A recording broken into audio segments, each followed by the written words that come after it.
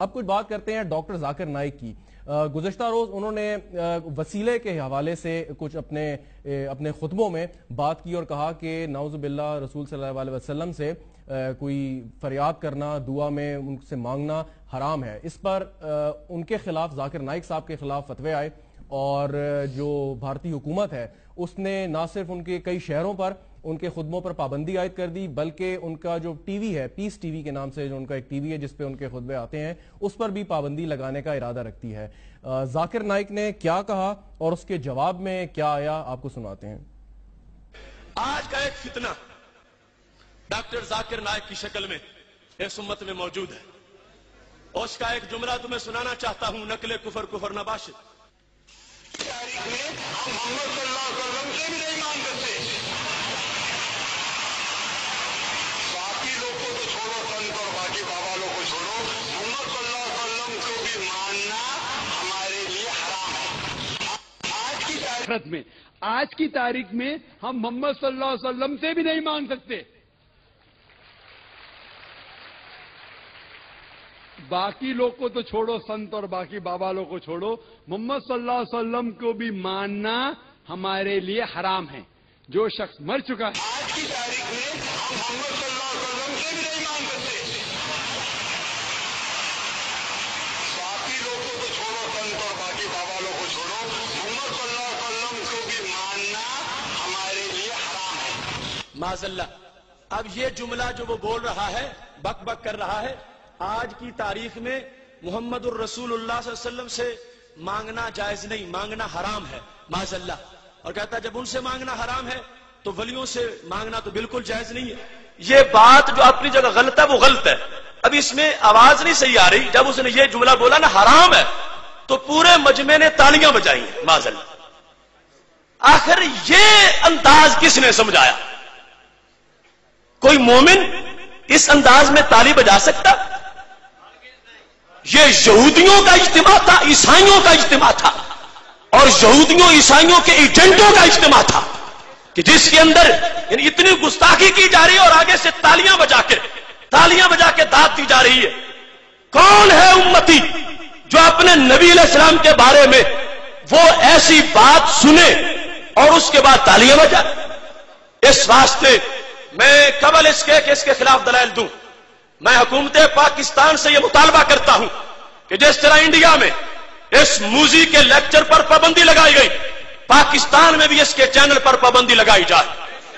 ہاتھ اٹھاؤ اس یہ میڈیا کے لوگ اور جنسیوں کے لوگ دیکھیں، یہ داتا کے دیوانے، یہ پنجاب اور ملک کے دور دراز علاقوں سے آئے ہوئے لوگ یہ تقاضا کر رہے ہیں اس بے لگام ڈاکٹر کو لگام دی جائے اور اس کے جو ٹی وی چینل ہے اس کو پاکستان میں جام کر دیا جائے، اس کے لیکچروں پر پابندی لگائی جائے۔ کیا آپ کو یہ تجویز منظور ہے؟ آپ نے سنا یہ ذاکر نائک، اس کی ایک ویڈیو بھی ہے جو اس وقت موجود نہیں ہے، انٹرنیٹ پہ تھی، وہ شاید وہاں سے ہٹا دی گئی، لیکن آڈیو میں خصوصی طور پر ذاکر نائک اس بات کی طرف اشارہ کر رہا ہے اور اس پر بات کریں گے۔ لیکن اس سے پہلے ایک اور چیز میں آپ کو دکھانا چاہوں گا تاکہ اس پہ جو ہمارے اس وقت اسٹوڈیو میں مہمانان گرامی موجود ہیں ان سے اکٹھی رائے لے لی جائے۔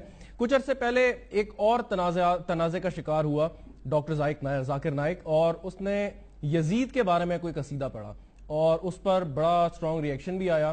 پہلے آپ کو وہ دکھاتے ہیں اور اس کے بعد اس کا جواب بھی آپ کو دکھائیں گے۔ لکھنؤ شہر کے قاضی مولانا مفتی ابوالعرفان قادری نے فتویٰ جاری کیا ہے۔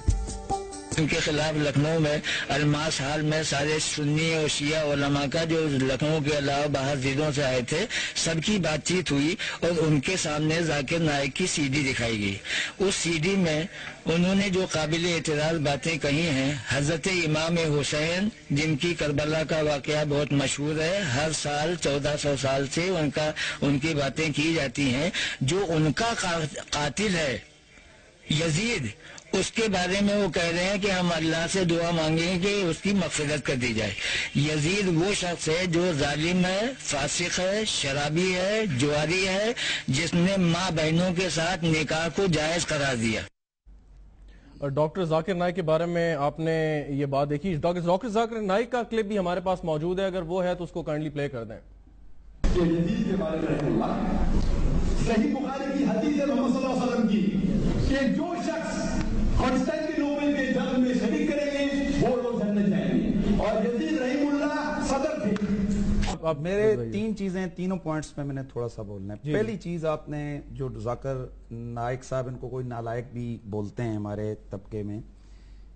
پہلی بات یہ کہ یہ پورے چینل کے ذریعے پتہ ہونا چاہیے لوگوں کو کہ یہ ڈاکٹر ذاکر نائک صاحب جو ڈاکٹر ہیں تو انہوں نے کسی دینی سبجیکٹ میں پی ایچ ڈی نہیں کی ہوئی ہے. ٹھیک. دوسری بات جو انہوں نے وسیلے کے حوالے سے کہی، وسیلہ قرآن و سنت سے ثابت ہے. قرآن مجید کی سورہ مائدہ میں اللہ تبارک و تعالیٰ ایمان والوں کو مخاطب کر کے فرماتا ہے یا ایھا الذین آمنوا اتقوا اللہ وابتغوا الیہ الوسیلہ، اے ایمان والو تقوی اختیار کرو اور اللہ کے دربار میں پہنچنے کے لیے وسیلہ اختیار کرو. اللہ کا حکم ہے.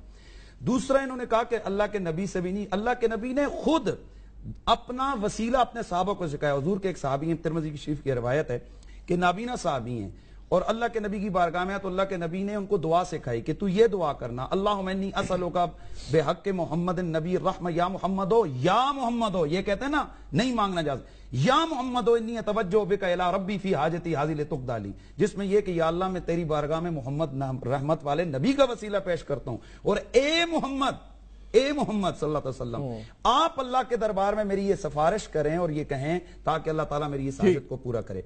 شفاعت کے حوالے سے اللہ کے رسول سے استغاثہ کرنا یہ رسول اللہ کے صحابہ، اہل بیت اور پوری امت کا متفقہ اور مشترکہ عقیدہ ہے. دعا آپ نے لفظ کہا کہ حضور سے دعا ہم اللہ کے سوا کسی سے نہیں مانگتے کیونکہ دعا عبادت ہے اور عبادت اللہ کی ہوتی ہے. باقی رہ گیا ندا یا استعانت توسل، یہ اللہ کے رسول سے بالکل جائز ہے.